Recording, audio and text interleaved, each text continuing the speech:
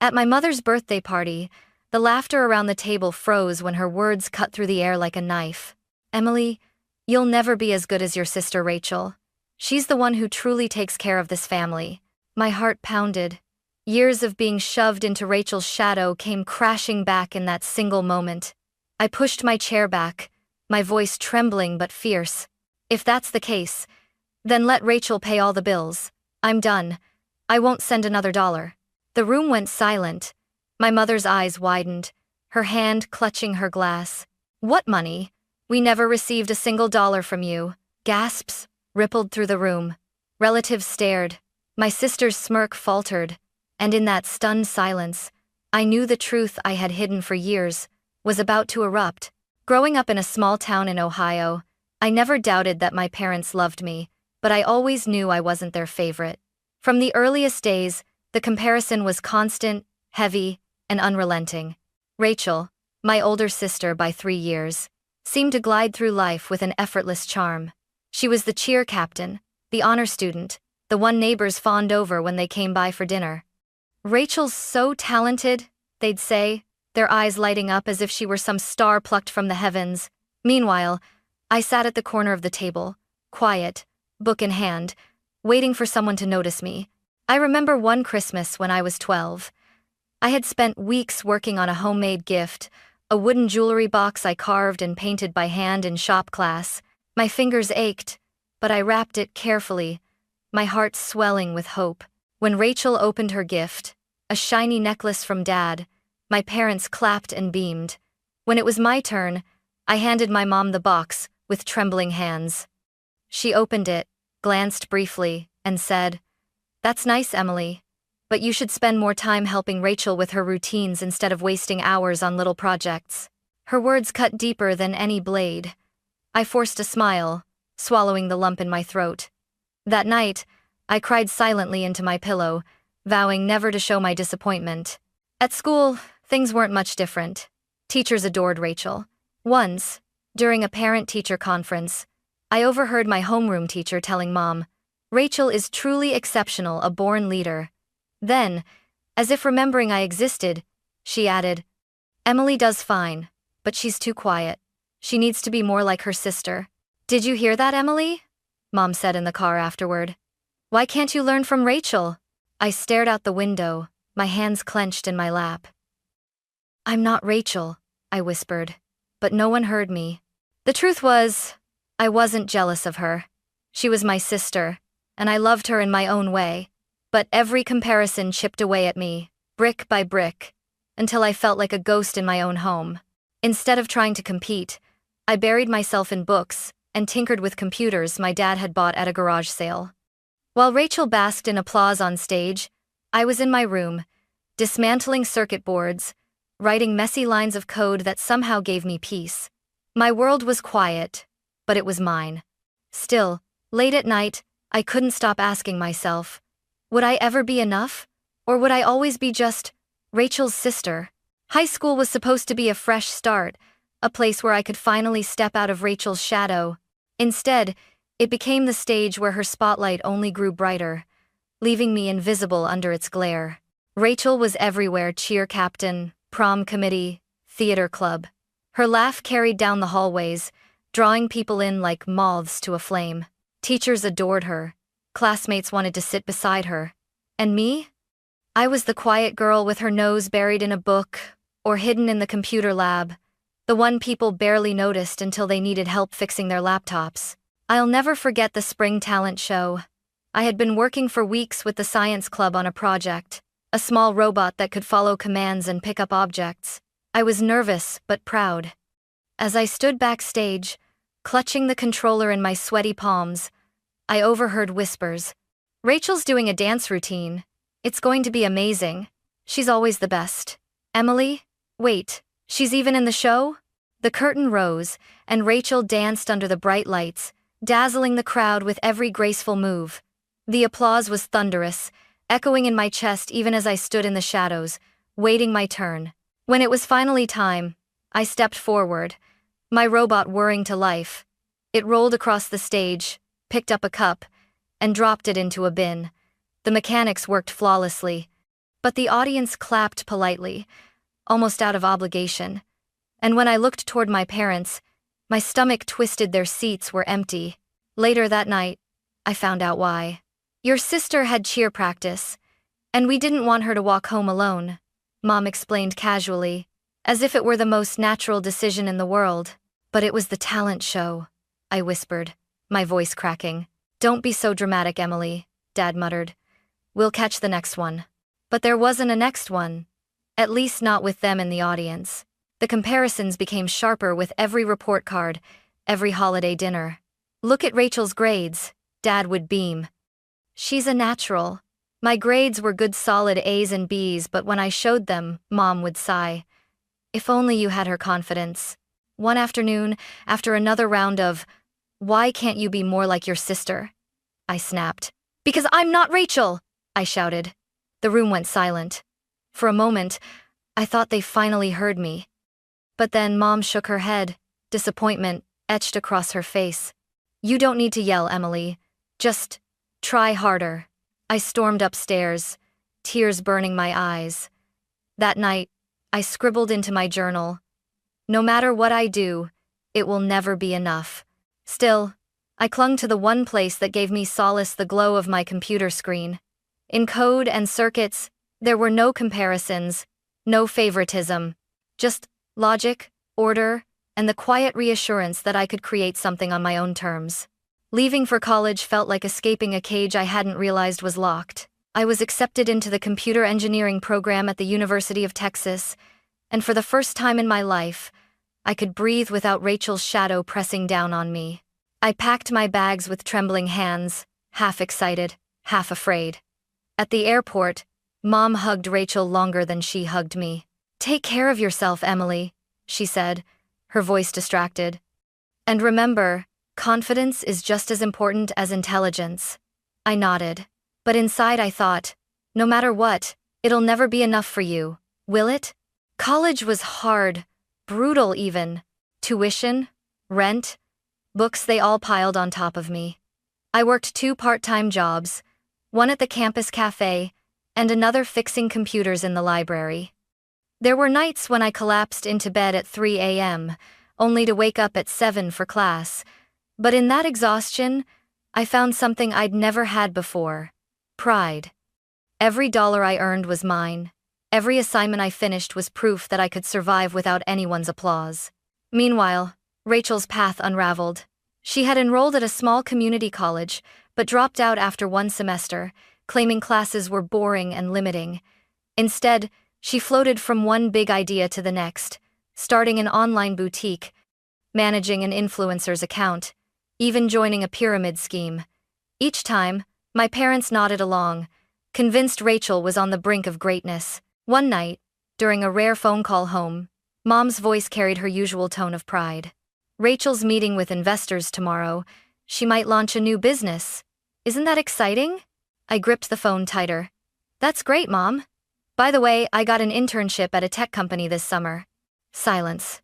Then a half-hearted, "That's nice, Emily. Just keep being independent, okay?" I swallowed the lump in my throat.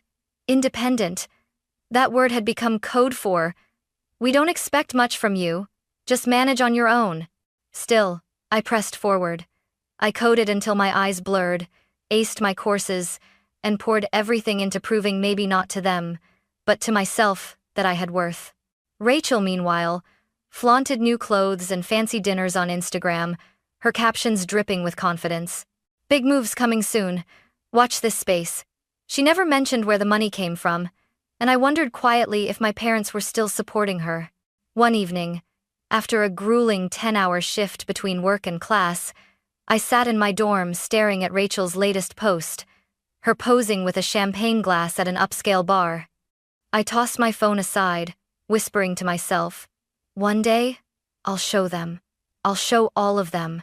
It wasn't jealousy, it was survival. If I didn't hold on to that determination, the comparisons would crush me before I even had the chance to live. Graduation day should have felt like victory. I walked across the stage in my cap and gown, diploma in hand, and for a moment I allowed myself to believe things would be different. My parents clapped politely. their cheers lukewarm compared to the roaring applause Rachel had once commanded at cheer competitions. Still, I smiled, whispering to myself, "This is my achievement. No one can take it away from me." Soon after, I landed a job as a junior software engineer at a growing tech company in Austin. The city buzzed with opportunity, and for the first time in years, I felt hope stirring in my chest. My salary wasn't huge, but it was stable enough for rent, bills, and maybe even saving a little. Then the phone call came. "Emily," Mom's voice trembled through the line. "Your dad. The doctor says he can't work anymore. His lungs. All those years in the factory." I sank into my desk chair, my heart twisting. "What about you, Mom?" I cut back my hours. It's hard keeping up with expenses. The bills, his medicine. I didn't hesitate. "I'll help. Don't worry about the money." And so it began. Each month, I wired 2-0, sometimes 2-500, home. But there was a problem. Mom wasn't comfortable with online banking. "It's too complicated," she said whenever I tried to walk her through it. Rachel, still living near them, offered a solution. "Just send the money to me," she said breezily over the phone. "I'll cash it out and give it to them. Easy." I hesitated, but then she laughed. "Come on, Em. Don't you trust your own sister?" Against the knot in my stomach, I agreed. Life in Austin quickly became a cycle of work, bills, and sacrifice. I skipped dinners with colleagues, avoided shopping sprees, and lived off simple meals so I could send more home. Every time I hit transfer on my banking app, I pictured Mom buying Dad's medicine, fixing the leaking roof, or simply breathing a little easier. Rachel, meanwhile, seemed to flourish. Her Instagram was full of smiling selfies in designer dresses, brunches at rooftop cafes, and captions like, "Work hard, play harder." I brushed away my unease, telling myself maybe her side hustles were finally working out. But sometimes, when Mom called complaining about expenses, doubt gnawed at me. "The electricity bill's so high this month," she'd sigh. "We barely managed." I'd bite my lip, staring at the empty takeout container on my desk, knowing I'd skipped meals to send that money. "I'll increase it next month," I promised. After hanging up, I'd whisper into the quiet of my apartment, "As long as they're okay, that's all that matters." I didn't know then that my sacrifices were fueling more than just my parents' survival. They were feeding a secret I wasn't ready to face, a truth that would explode in the most humiliating way possible. Austin was noisy with opportunity, but I lived quietly. My routine was simple: work long hours, eat frugal meals, wire money home.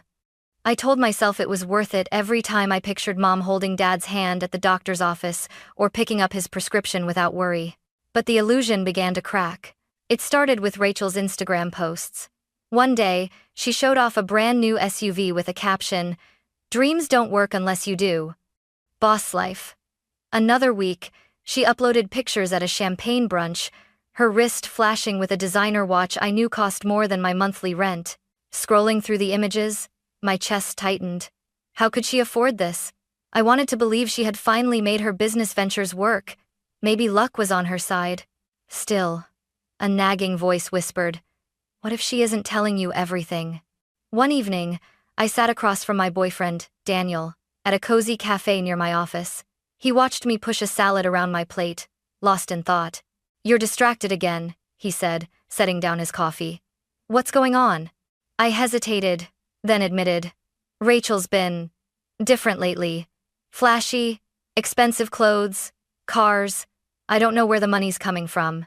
Daniel raised an eyebrow. "Emily, are you sure she's giving your parents the money you send?" The question cut deep. "Of course she is."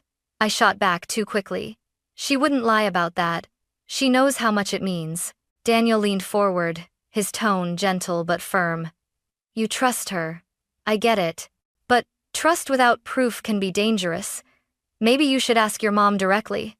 I shook my head, staring at the table. I don't want to hurt them. If they think I'm checking up, it'll feel like I don't trust Rachel. And despite everything, she's still my sister. But later that night, lying in bed, I replayed his words. My gut twisted as I remembered Mom's complaints. "The bills are so high this month. The roof is leaking again. Medicine costs are killing us. Hadn't I sent extra money for those very things? Still, I clung to my belief. Rachel may be reckless, but she wouldn't betray me. Not like that. Weeks passed. My own life became more stressful. Deadlines at work, endless coding sessions, nights when my eyes burned from staring at screens too long. And yet, Rachel's posts only grew more extravagant: vacations, poolside cocktails, expensive handbags. Finally, during a family video call, my unease boiled over. Mom sighed, rubbing her temples. "Your father's medicine went up again. I don't know how we'll manage," I blurted. "Didn't Rachel give you the money I sent last week?" Her brow furrowed. "Money? No, sweetheart. Rachel helps us when she can, but it's not much. Don't worry about it." I froze. My pulse thundered in my ears. Not much? I had sent nearly $3,000 that month. "Emily?" Mom's voice broke through the static. "Are you still there?" I forced a smile, hiding the storm inside me. "Yeah, Mom. I'm here. I'll send extra next month, okay?" When the call ended, I sat in silence, Daniel's earlier words echoing like a warning bell. My trust, my sacrifices, my sleepless nights, were they all being twisted into Rachel's luxury lifestyle? I wanted to confront her right then, but fear held me back. Fear of shattering whatever fragile bond we had left. Fear of seeing the truth I wasn't ready to face. Instead, I told myself, I'll deal with it later. For now, just keep going. For Mom and Dad. But deep down, I knew the confrontation was coming. And when it did, it would tear open wounds my family had spent years ignoring. Mom's 60th birthday should have been a celebration. I spent weeks searching for the perfect gift. A digital camera with a simple interface, something she had once mentioned wanting for her garden. Daniel helped me wrap it in her favorite color, pale blue, and we flew back to Ohio together. I told myself this trip might finally be the bridge to heal years of unspoken wounds. The house smelled of vanilla cake and roasted chicken when we arrived. Relatives filled the living room, laughter and chatter weaving through the air. Rachel floated around in a sequin dress, her makeup flawless, her presence magnetic as always. "Emily." Mom greeted me with a polite hug, then quickly turned to Rachel. "Honey, could you help me with the candles?" I swallowed the familiar sting and smiled tightly. Daniel squeezed my hand under the table. "It'll be okay," he whispered. Dinner started well enough. People clinked glasses, traded stories. But as the evening wore on, the same script unfolded. Aunt Linda leaned toward Rachel, her eyes sparkling. "You're such a good daughter, Rachel. Sending money every month to take care of your parents. Not everyone does that." Others nodded in agreement. Uncle Frank chuckled. "This family's lucky to have you, Rachel." The words hit me like shards of glass. My fork clattered against my plate. I felt Daniel's hand tighten on mine, urging calm. But Mom's next words broke the dam. "Emily, why can't you be more like your sister?" Her tone was weary, cutting. "Rachel takes care of us. You should learn from her." The years of comparisons, the sleepless nights, the sacrifices, they all exploded at once. I pushed back my chair, the screech of wood against tile silencing the room. "If that's the case," I said, my voice trembling but sharp, "then let Rachel pay all the bills. I'm done. I won't send another dollar." Gasps rippled through the crowd. Mom's face went pale. "What money?" she demanded, her voice shaking. "We never received a single dollar from you." My hands shook as I pulled out my phone. "Then, explain this." I opened my banking app, scrolling through the endless list of transfers. 202 500 30. Each one marked with the note, "For Mom and Dad." I held the screen up for everyone to see. The silence was suffocating. Rachel's smirk vanished, replaced by a flicker of panic. Uncle Frank leaned forward, his brows furrowed. "Rachel, what's going on here?" Aunt Linda whispered. "My God." Daniel stood beside me, his voice calm but steady. "Emily has been supporting her parents for years. She never wanted recognition, but I think it's time the truth came out." Mom's lips trembled as she stared at the screen. "Rachel, you told us this money was from you. You said you were providing for us." Rachel's face flushed crimson. She opened her mouth, closed it again, then finally stammered, I didn't mean to. I just borrowed some. I was going to pay it back. Borrowed? My father's frail voice cut through, each word laced with disappointment. For years? What did you do with it? Rachel's eyes darted around the room, desperate for escape. Finally, she muttered, I needed it. For debts, for appearances. I only gave you a little each month so you'd think. Her voice cracked. So you'd think I was the good daughter.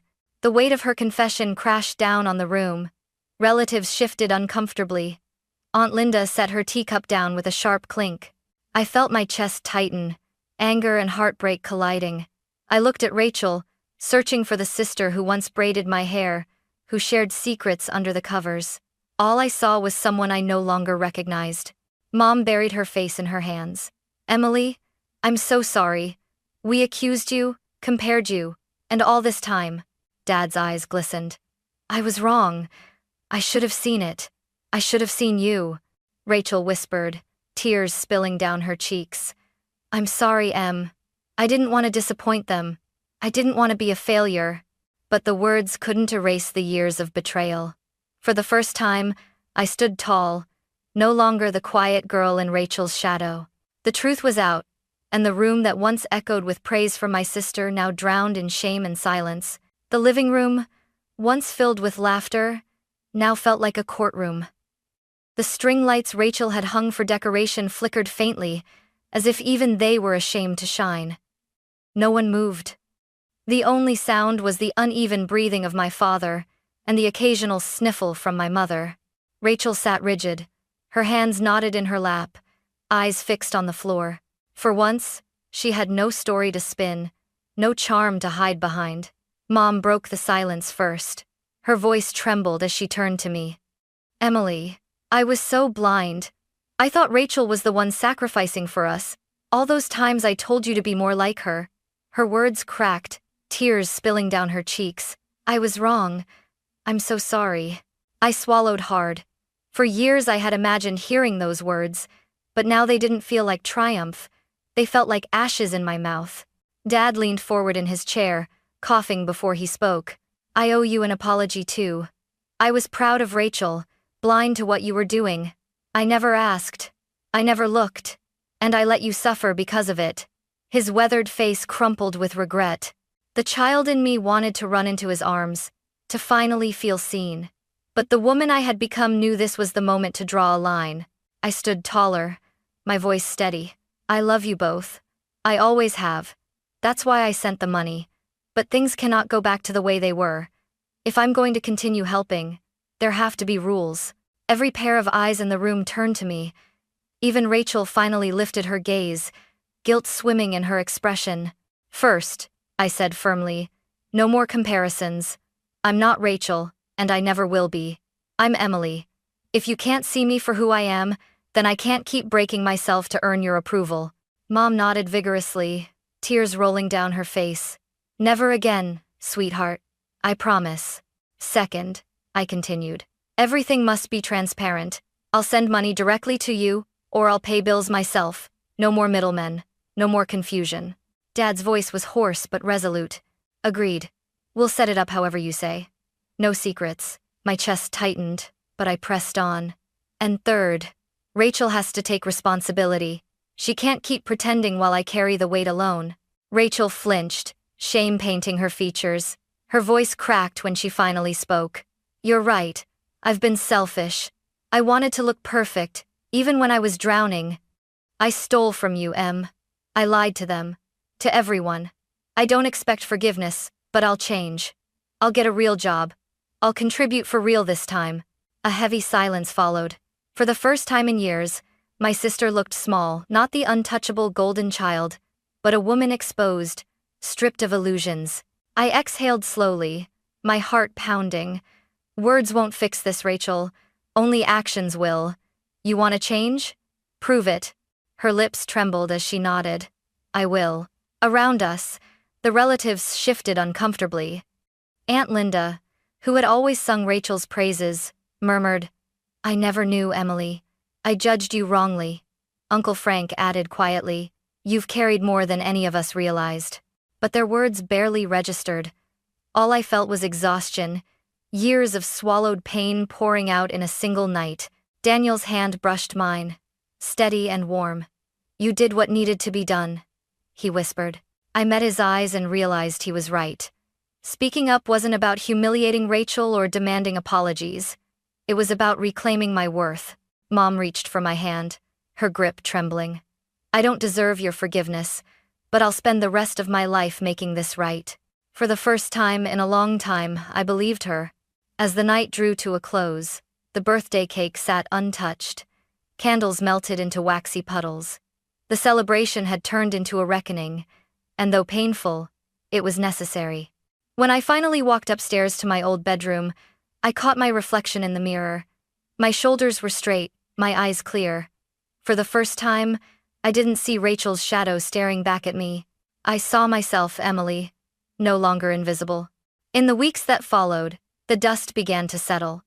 Back in Austin, I resumed my job, but everything felt different, lighter, freer. For the first time, I wasn't living with the weight of comparisons pressing on my shoulders. Mom called often now, her voice softer than I remembered. She asked about my projects, about the long hours at the office. "Being an engineer must be tough," she said once, genuine curiosity lacing her tone. For years, I had longed for those simple words of interest. Hearing them now, I almost cried. Dad, too, began to change. He started telling neighbors about my daughter Emily, the software engineer in Texas. His pride sounded awkward at first, as if he wasn't used to saying my name in that way, but it warmed me all the same. And Rachel, she surprised me most. She took a job at a local design firm. Nothing glamorous, but steady. Each month she sent a small amount home, only a few $100s, but it was honest. When we spoke on the phone, she didn't brag or spin stories. She just said, "I'm trying, Em. I know I have a lot to make up for." For the first time, I believed her. Daniel stayed by my side through it all. One evening, as we walked through a quiet park, he squeezed my hand. "You did the hardest thing anyone could do. You spoke the truth, even when it hurt. That takes courage, Emily." I smiled, leaning into him. I just couldn't live in her shadow anymore. I had to step out. Looking back, I realized the truth. Family love cannot survive on favoritism and lies. It withers under unfair comparisons, but it heals with honesty and respect. I no longer wanted to be Rachel's sister. I was Emily Carter, a daughter, a sister, a woman who had fought to be seen. And finally, I was